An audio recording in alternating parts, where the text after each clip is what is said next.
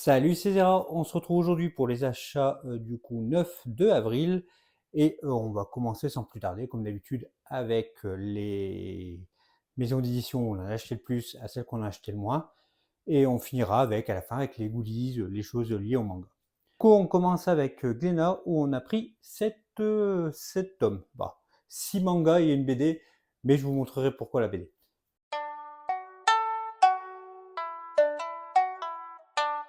On commence alors avec du coup Lucas, la vérité draconique de Yuna Hirasawa, donc chez Glénat, hein. Le Thomas, c'est la chouchoute qui l'a pris, donc ça serait, bah, comme le titre indique, j'imagine, c'est une vétérinaire de dragon, peut-être dans une école, etc. J'ai pas suivi plus que ça, j'ai regardé que de loin, hein. Mais le dessin a l'air pas trop mal. J'ai vu que les dragons avaient un peu une tête bizarre, mais euh, voilà. Ils ont plus une tête de dinosaure que de dragon. Mais bon, à voir, je le lirai sûrement. C'est un peu de la fantasy qui a l'air un peu tranquille. La fantasy tranche de vie. Donc on va essayer de se regarder ça pour voir ce que ça donne. Hop. Après, le tome 2 de Blue Giant, où c'est la chouchoute qui me l'a pris. Parce que bah, j'avais adoré le tome 1 et du coup elle m'a pris le tome 2. Donc série bien sympathique, hein, sur le jazz que je recommande, que j'adorais. Moi, c'est un de mes coups de cœur, un de mes coups de cœur de l'année. Après, donc si vous avez vu la vidéo d'avant, je vous en ai déjà parlé, mais c'est Yann de Shangsheng chez, bah, du coup, chez Glénat, hein.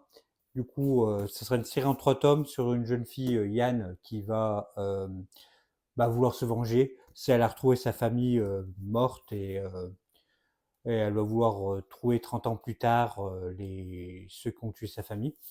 Alors, on a un peu du rose un peu au début. On a une belle édition un peu en grand format aussi, hein. On a des pages très noires, etc. Alors, je parle un petit peu des pages, etc. Parce que je vous présente après celui d'après où je suis moins fan du papier, etc. Là, par exemple aussi, hein, on a du vernis sélectif, on a vraiment quelque chose de sympa. Et bah, l'autre édition que je voulais parler, un peu dans le grand format, c'était Rêve de Hiromashima. Moi, je l'attendais beaucoup. Alors, du coup, alors j'ai cru que c'était une perfect, mais en fait non, c'est un grand format, donc qu'il n'y a pas de page couleur, etc. C'est normal, c'est pas une perfect, c'est juste l'œuvre qui a grandi sur du meilleur papier, etc. Encore le papier, là, bah, par exemple, alors là, je suis quand même à une lumière un peu vive, donc juste en tournant les pages, je vois, mais je trouve le papier très fin, voire trop fin pour du grand format. Après, ça dérange pas tant que ça, hein. Le Mashima, il a pas un trait, on va dire gras, noir, qui pourrait dénoter un peu comme du berserk ou quoi que ce soit. La jaquette qui est très simple. Moi, j'aime beaucoup la jaquette, qui est juste très épurée et je trouve que la jaquette est bien. Mais c'est vrai que l'édition elle-même, je la trouve pas si folle que ça. Mais après, c'est pas une perfect, c'est un grand format. Ça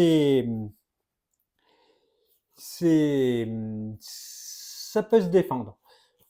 Mais voilà, moi j'adore Hiro Mashima. J'aurais voulu une édition plus belle. Là, par exemple, comme on voit au début avec le trait, etc., on sait que c'est des pages couleurs. Et moi, j'aurais adoré avoir les pages couleurs. J'ai été plutôt déçu quand j'ai vu qu'il n'y en avait aucune. Mais après, bon, j'avais vu Lu Rêve il y a peut-être maintenant, peut-être 20 ans. Ouais, c'est peut-être ça, peut-être 20 ans.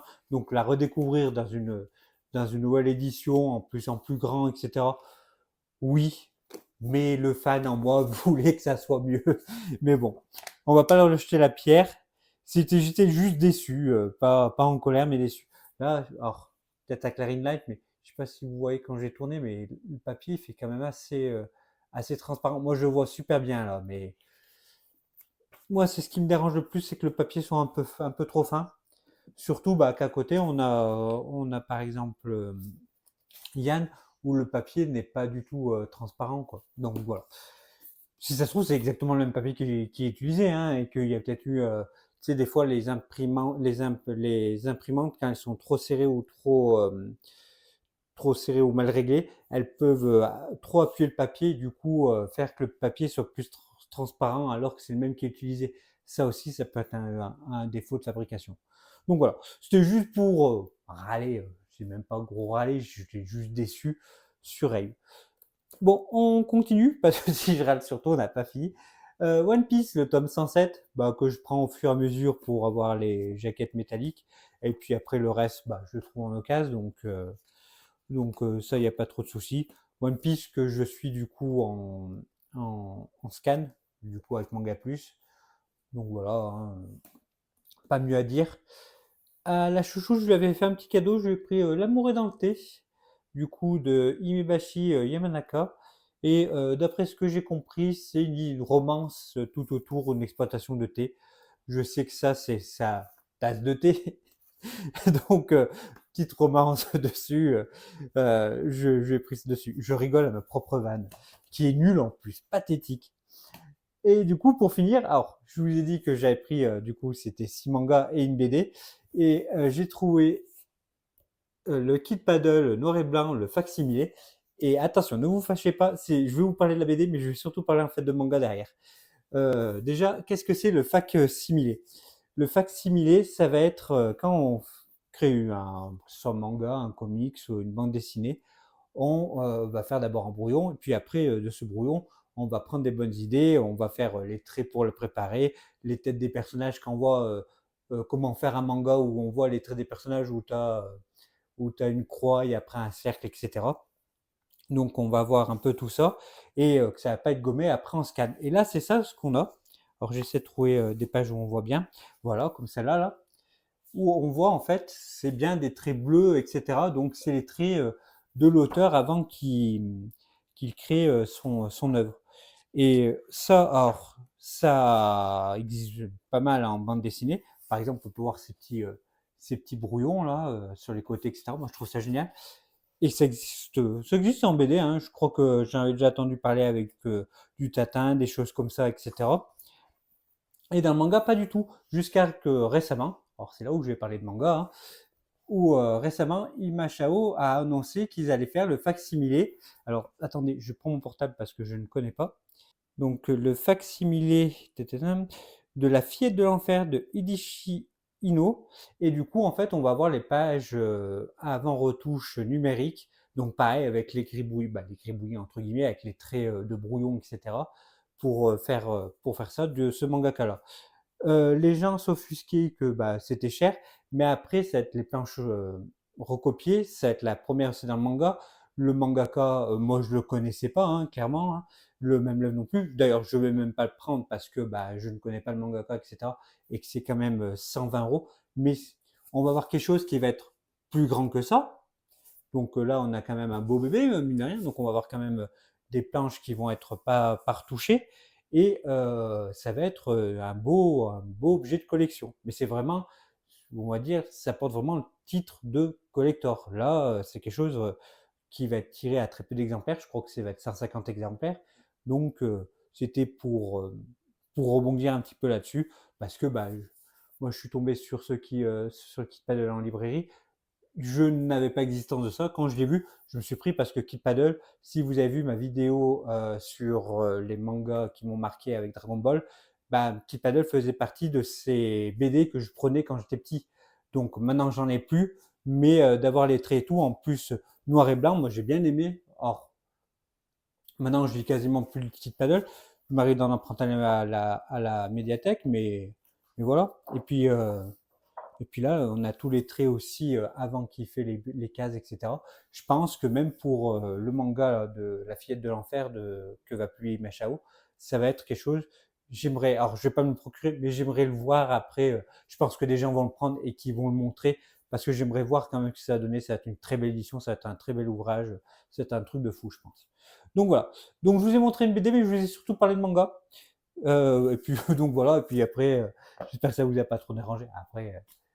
Si on parle, je parle quand même de ce que je veux, mais d'habitude, tout ce qui est un peu comics, etc., je vous montre pas trop. Je préfère rester concentré quand même sur le manga, même si il m'arrive des fois de le faire un peu, hein, parce que j'aime bien. Et puis, il y a des choses, même que ce soit dans le comics, dans le manga, on peut retrouver, dans le comics ou dans le roman graphique ou dans la bande dessinée, qu'on peut retrouver un peu dans le manga. Hein. C'est un peu la même famille. Hein.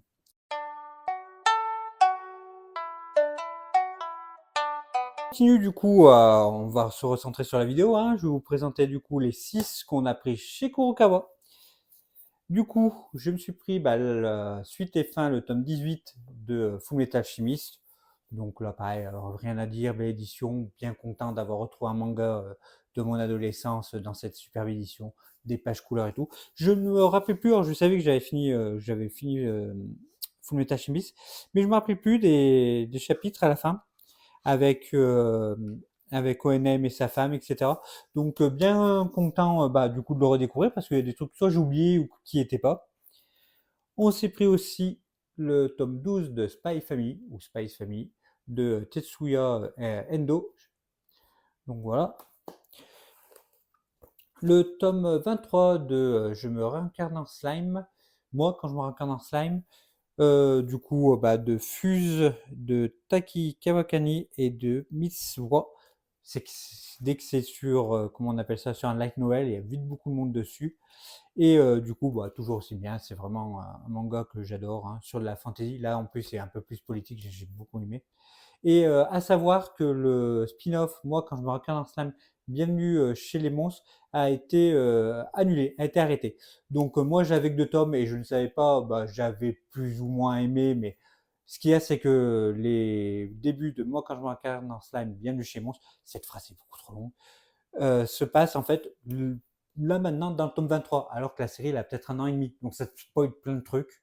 C'est pour ça que j'avais mis en pause, moi. Et, euh, et maintenant, elle est arrêtée, donc je vais carrément m'en débarrasser, hein.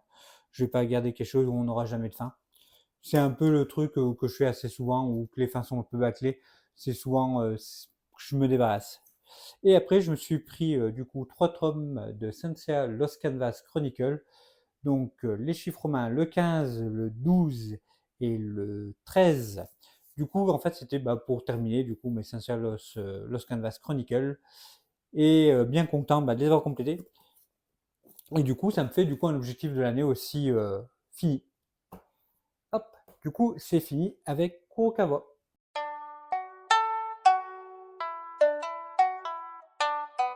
4 tomes avec Kiyun.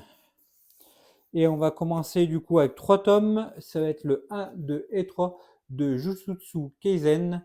Donc c'est de GG Akutami. Et donc moi je voulais découvrir Jujutsu Kaisen et je me suis pris les 3 tomes parce que vous verrez quand je parlerai des goodies, mais Kiyun avait fait comment on appelle ça? Un truc commercial, en fait il fournissait un goodies avec si on prenait 2 tomes de Jujutsu Kaisen et vu que c'est un manga qu'on n'arrête pas de me parler que c'est trop bien, que c'est trop bien, que c'est trop bien, donc bon, je vais essayer. Ça a l'air d'être un petit peu du manga d'action-aventure, un peu d'un monde de fantasy avec des démons un peu classiques. On va essayer, puis je vous dirai ce que j'en pense. J'en ferai sûrement une petite lecture-réaction dessus, parce que plus les jeunes aiment cette œuvre, que les gens de mon âge vont y cracher dessus ou vont arrêter. Donc j'aimerais bien en faire un dessus, voir faire qu'est-ce qu'un vieux peut penser de Jujutsu Kaisen, ça peut être marrant comme réaction. Donc voilà, donc je vais découvrir ça avec vous. Je me suis pris aussi le tome 2 de Valkyrie Apocalypse, la légende de Loubou. J'ai du mal à parler aujourd'hui. De Takeo Ono. Et l'œuvre originale, ils disent c'est Valkyrie Apocalypse. Donc là, pareil, on suit un des combattants humains, les légendes, etc. Du coup, de Loubou. Donc pareil, on va voir. J'aime beaucoup les dessins, encore une fois, hein. J'ai juste survolé, on va dire, les pages. J'aime beaucoup le style graphique. Donc, pareil, je ne l'ai pas lu, donc on verra. Et en ce moment, j'ai adoré tout ce que Murakami a fait. Donc, je me suis pris aussi de Takeshi Murakami, L'Oiseau Bleu. Donc, j'ai adoré Murakami, celui qui a fait du coup Le Chien gardien des étoiles, Le Chien qui regardait vers le sud. Et je voulais essayer les autres. J'avais tellement aimé ces 2 œuvres que je me suis laissé tenter par celui-là. Et je viens de voir qu'on a des petites pages couleurs. Après, c'est l'édition Latitude de Kiyun qui sont super bien.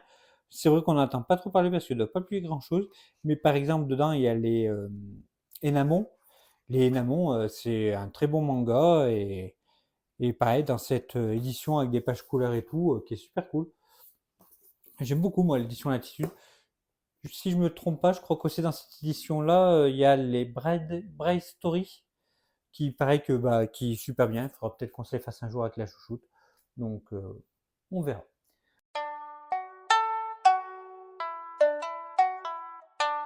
Avec Pika, c'est que des gros formats. Parce que la chouchoute, elle s'est pris pour compléter c'est Sailor Moon, elle s'est pris le tome 6. Donc c'est de Naoko Takoshi. Et Naoko Takoshi, pour ceux qui ne le savent pas, c'est la femme de celui qui a fait Hunter x Hunter, que j'ai bouffé son nom, je crois que c'est Togashi, si je ne me trompe pas. Donc voilà, donc c'est juste pour la petite anecdote. Et on a un petit manga sur les, comment on appelle ça, Magical Girl classique des années 90, début 2000, non, plus années 90, je pense. Je me souviens que ça passait à la télé. J'aimais beaucoup, moi je regardais un peu en cachette parce que je crois que les transformations des filles c'était un peu cochon, alors pas du tout, on voit rien du tout. Mais bon, quand on était jeune, voilà, parce qu'elles étaient mine de rien, elles étaient pas bien habillées, hein, les petites jupettes assez courtes. Du coup, juste avant de parler aussi de Murakami avec l'oiseau bleu, je me suis pris aussi le Pinot, l'IA émotionnelle de Takeshi Murakami. Donc pareil, hein, encore un piquet graphique. On a de la page couleur, on a un grand format, pas mieux à dire. On va suivre là, on va suivre un petit robot, je pense, etc. C'est ça, c'est trop beau. Je suis tombé dessus, je vous montre, mais c'est vrai que je l'avais pas feuilleté avant parce que je me laisse un petit peu la surprise, on va dire, l'histoire de Murakami, de ce qu'il va nous raconter dessus. Et je me suis pris aussi en grand format encore de Naoto Yamakawa, une douce odeur de café. Donc je suis en train de le lire. Euh, En fait, Pika, ils ont annoncé l'arrêt de commercialisation de plusieurs séries, donc celle-là. Et souvent, quand ils font ça, Pika, j'aime bien regarder, avant de retrouver les mangas à super cher, ce qu'ils arrêtent. Et là, j'ai vu qu'il y avait ce titre. Et ce titre, j'ai pas regardé le synopsis, mais c'était les dessins étaient à part. On dirait presque même un peu du ça m'a bon, j'y connais rien en art, hein, si vous avez vu ma vidéo en art, vous savez, mais ça ressemble à du Picasso un peu, je trouve. Il y a un petit côté comme ça. Donc voilà, donc pris ce titre où c'est de la tranche de vie autour du café, c'est plusieurs petites histoires autour du café. C'est pour l'instant c'est sympathique, je vous en parlerai plus dans le bilan, mais on a quelque chose de pas mal.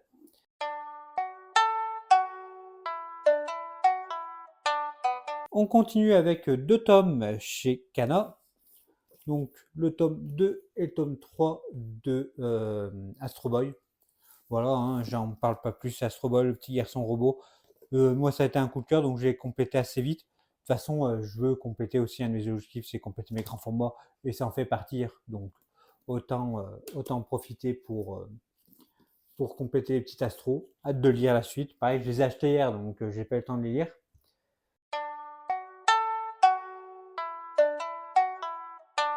On continue toujours avec deux tomes, avec le Lézard Noir.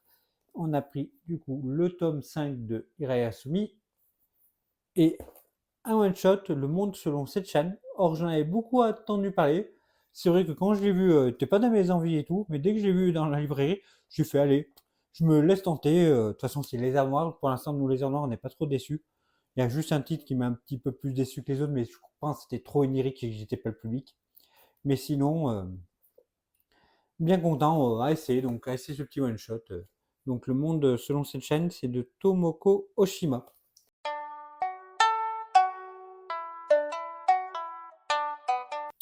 Après charge de thé, c'est un cadeau d'une amie, hein. Si Amandine me voit, je la remercie encore. Elle m'a offert du coup le tome 1 et le tome 2 de Wanderick Soul. Et surtout, hop, il est dédicacé. Donc c'était un super beau cadeau, hein. Donc petit cadeau d'anniversaire un petit peu encore en retard. Donc bien content. C'est juste trop cool. Là, pareil, hein, alors, j'ai pas le dessin, mais j'ai la petite signature, donc c'est super sympa. Je connais pas du tout ce manga. H2T, c'est des mangas, donc du coup, c'était beaucoup de mangas français. Maintenant, c'est devenu Nouvelle Hydre. Et la mangaka, elle vient en plus de notre région et je la connaissais même pas, donc hâte de découvrir son œuvre. J'ai toujours pas attaqué, donc il va falloir que je m'y mette. Et puis voilà, puis je vous en parlerai après dans les bilans, hein, comme d'hab.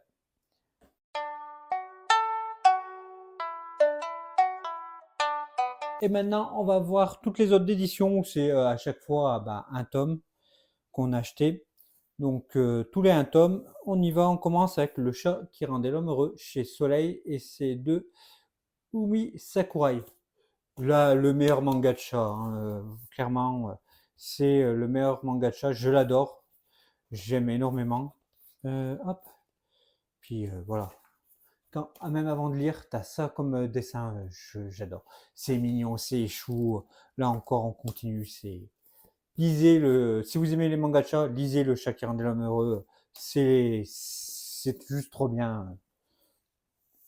Une autre série encore trop bien, hein, le hasard fait bien les choses, c'est Evol, le tome 5 de Atsushi Kaneko. Pareil, toujours si bien. Hop, les traits noirs, etc. J'adore moi cette édition, il y en a tout le monde la critique, etc. Mais moi je trouve que le dessin est hyper noir dessus, il va trop bien, franchement, j'adore j'adore cette édition. Édition, je l'ai pas dit, hein, mais édition en toc toc. C'est une occasion, mais j'ai oublié de le présenter dans la vidéo précédente, mais c'était Hell Kitchen, le tome 2 chez Kazé. On continue avec Akata, avec Ocean Rush, donc du coup le tome 5. Donc c'est de John Tarachine. Là, du coup, la jaquette, c'est la jaquette réversible. Ils ont, pour le premier tirage du tome 5, ils ont fait une jaquette réversible avec celle-là. Et du coup, en fait, normalement, c'était ce dessin. Et c'est vrai que quand on voit cette jaquette-là, elle est vraiment, vraiment plus belle. Donc nous, on a mis la jaquette rouge. Mais pareil, Ocean Rush, je vous en ai déjà parlé en plus récemment. C'est un très bon manga, moi que j'aime beaucoup. La chouchoute, elle s'est pris Twisted Wonderland, la maison Erfslabouyoul. je, alors là, le nom Erfslabouyoul, je le prononçais sûrement mal.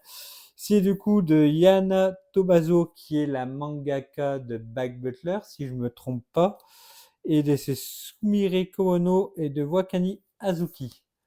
J'espère que je me trompe pas, que c'est bien Yana, mais sinon ça doit être l'un des autres, parce que je crois qu'il y a du Back Butler dedans. Et du coup, ça va être dans le monde de Disney, la chouchoute et c'est Disney. Quoique je dis ça, moi aussi j'aime beaucoup Disney. Donc, donc voilà. Chez Panini, le tome 1 de Kotaro, du coup c'est de Mamitsumura, ça sera fini en 10 tomes. Et du coup on va suivre en fait un petit garçon qui va vivre tout seul dans un appartement, qui va aménager. Et en fait ses voisins vont l'aider, etc. C'est du tranche de vie avec un petit garçon qui doit vivre tout seul. C'est chou, c'est triste quand tu comprends pourquoi il est tout seul, etc. C'est une bonne série. J'avais commencé à le regarder au début un peu sur Netflix, hein, ce qu'ils disent, et c'est vrai que j'avais beaucoup aimé. Après, on a un dessin et un graphisme un peu particulier, surtout la tête de Kotaro, qui peut faire peur un peu au début, mais en fait, ça ne dérange pas tant que ça, hein. Au bout d'un moment, tu fais abstraction du dessin de la grosse tête. C'est vraiment plutôt une bonne série. Hop. Chez Mangetsu, le tome 3 de Land. Donc, on va continuer à voir le côté un petit peu mystérieux de cette série. J'ai hâte de le lire parce que moi, Land va me décider si je continue ou pas la série. Parce que, ben, le tome 1, j'ai été, le tome 2, j'ai été, mais j'ai toujours envie de savoir la suite. Donc, est-ce que ça va pas me faire pareil avec le tome 1 et que je vais encore vouloir la suite? Je sais pas. Je vais voir avec ce tome-là. Et après, chez Noé Graphics, Miss Dragon Man Kobayashi, le tome 9. Pareil, j'aime beaucoup cette édition aussi de chez Noé. Petite histoire dragon, tranche de vie. On a quelque chose de décent dans la moyenne, hein. Je regarde, ouais, parce que même la couverture, il y a du monde au balcon, hein. Il y a un peu de ecchi, mais c'est pas du ecchi super dérangeant. Dans d'autres mangas, il est beaucoup plus prononcé que celui-là. Voilà du coup pour les mangas, et maintenant on va passer donc aux goodies, aux trucs, aux autres choses qui sont à côté du manga.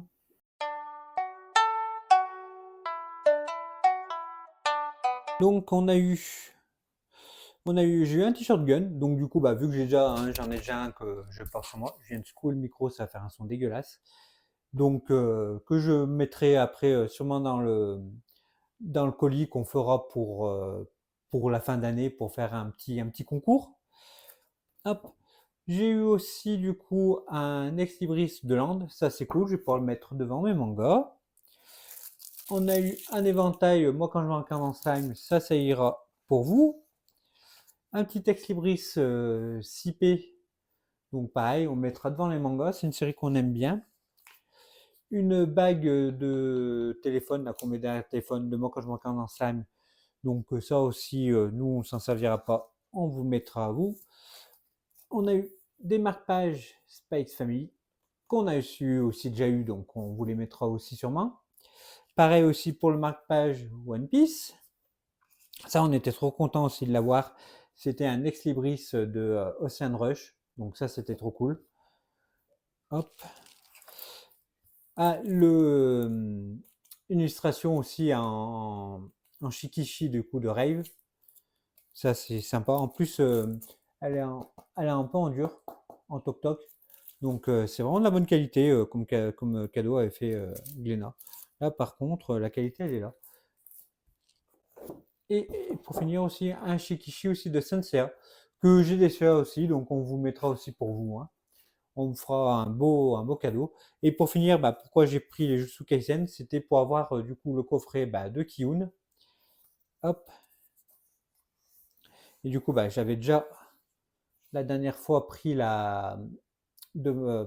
avait eu ah, la pièce My Hero Academia, et du coup là on a celle de Jutsu Kaisen. Hop, je vais vous les montrer mieux. Donc, hop, voilà, Jutsu Kaisen et My Hero Academia. Oula. Donc voilà. C'est pour ça. Donc en fait, ils vont faire ça sur cette série, 6 séries Kiyun. Et sur les 4 séries, sur les 6 séries, il y en a 4 qu'on a déjà. Donc My Hero Academia, il y aura Lovecraft, il y a les Carnets de l'apothicaire et Firen. Et en fait, les deux autres, donc Akabane Banashi et Jujutsu Kaisen, c'est des séries qu'on voulait faire avec la chouchoute. La chouchoute voulait faire Akabane Banashi, et moi, Jujutsu Kaisen, on en parle tellement que si 30 000 personnes parlent d'un manga, c'est qu'il doit être forcément bien. Il a quand même des qualités quelque part. Ça peut pas être que mauvais, donc voilà. Donc je découvre Jujutsu Kaisen, donc grâce à ces petites pièces en fait du coup, hein, qui m'a fait sauter le pas. Donc voilà. Ça sera tout pour cette vidéo. Elle sera un petit peu plus longue comparée aux deux autres qui étaient un petit peu plus courts avant. Donc on se laisse dessus. Et puis on se retrouvera bientôt pour les bilans, je pense. On verra ce que je lis d'ici là, mais on va sûrement se retrouver pour les bilans. Donc je vous dis à bientôt et à samedi. La bise!